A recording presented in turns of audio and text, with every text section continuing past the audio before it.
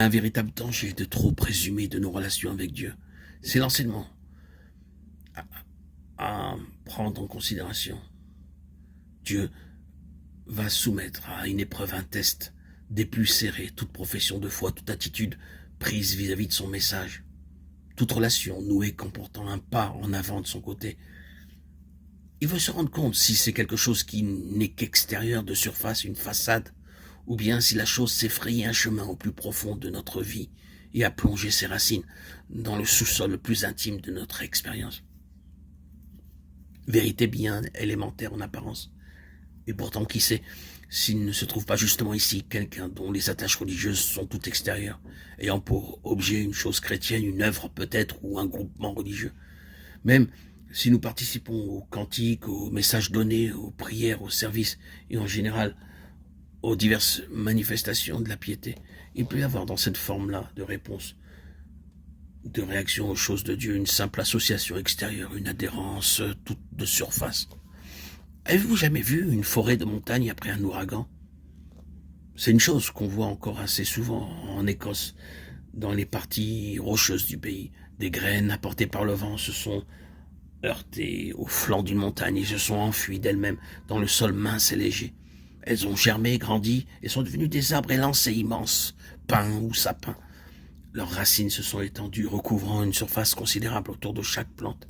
Un jour, une tempête terrible survient. Si vous allez à la forêt le lendemain, quel spectacle! Tous ces grands arbres maigres et lancés sont là, couchés par terre, racines en l'air.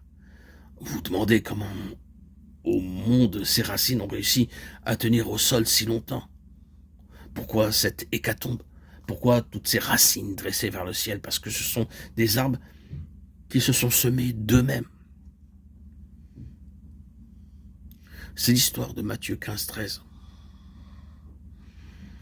Un développement basé sur quelque chose de foncièrement personnel.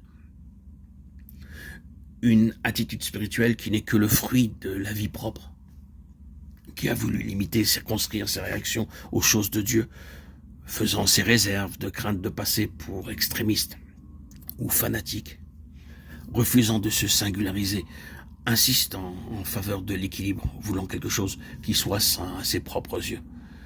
La réponse, ainsi donnée à l'appel de Dieu, émane de considérations exclusivement personnelles qui toutes ont leur source dans la vie propre. Très bien, Dieu a fixé une heure pour l'ouragan. Oui, et le soleil aussi viendra avec sa chaleur ardente. Et on verra bien si cette plantation est de Dieu ou bien si ce n'était qu'un attachement humain, une simple adhérence. Qui sait s'il n'y en a pas quelques-uns ici qui m'écoutent, qui adhèrent par l'extérieur à ce qui est de Dieu, mais qui ne sont pas dedans, enterrés, enracinés, qui ne sont pas en pleine terre en ce qui concerne les choses de Dieu. Chers auditeurs, chère auditrice, êtes-vous simplement annexé à quelque chose de religieux ou bien vos racines sont-elles profondément ensevelies en Christ, enracinées en lui?